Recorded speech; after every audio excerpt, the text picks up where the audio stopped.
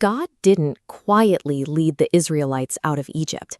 He extracted them with the force of a natural disaster. He shattered an empire, turned the sky to fire, and violently split the Red Sea to provide a dry path for an entire nation. But immediately after this massive display of momentum, everything stopped.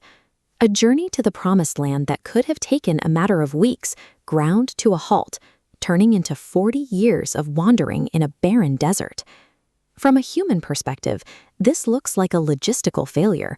For the Israelites, it felt like lost time, an unanswered prayer, or a dream that was promised only to be inexplicably withheld. This creates a difficult paradox. Why would an all-powerful God, fully capable of providing instant results, deliberately subject his people to decades of delay? This friction suggests a gap between human expectations and divine purpose. We focus on the arrival, while the wilderness shifts the focus to the traveler's readiness. For the Israelites, the 40-year stretch in the vast wilderness functioned as a highly structured, unyielding classroom. God used a daily food supply called manna to establish the rules of this classroom. The Israelites were allowed to gather only what they needed for a single day. This diagram illustrates the logic. On the left, the daily cycle: gather, consume, and the system resets to zero.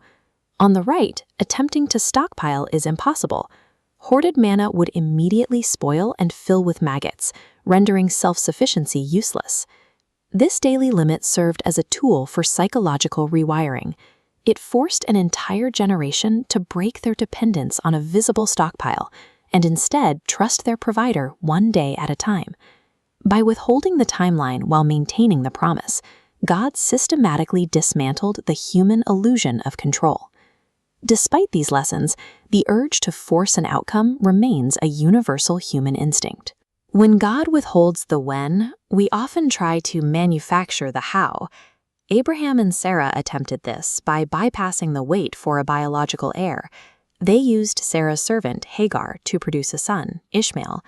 This shortcut didn't fulfill the original promise. Instead, it introduced deep, lasting conflict that violently fractured their family for generations. King Saul faced a similar test while waiting for Samuel to arrive before a battle.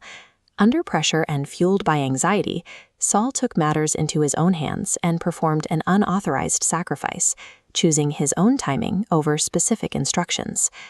Jesus' parable of the prodigal son centers on this exact tension. The son demanded his inheritance long before it was due.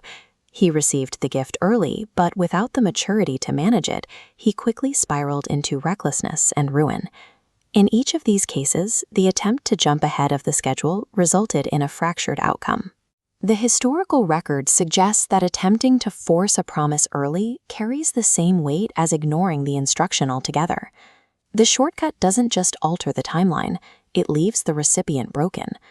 This clarifies the tragedy of the first generation in the wilderness. They didn't miss the Promised Land because God lacked the power to deliver them. They missed it because they refused to trust Him during the delay.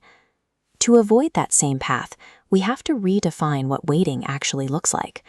In a biblical sense, waiting is an intense, active state of expectant trust. Active waiting involves continuing to pray, obey, and serve with what has already been revealed, rather than fixating on what remains hidden. Look at this timeline of redemption. For centuries, generation after generation waited for a promised Messiah. As the years compress toward this single illuminated point, it becomes clear that Christ did not arrive early or late. He appeared at the exact fullness of time. If the largest promise in history was kept with such precision, it suggests that once we have faithfully prepared and obeyed for today, worrying about the ultimate timeline is a waste of energy.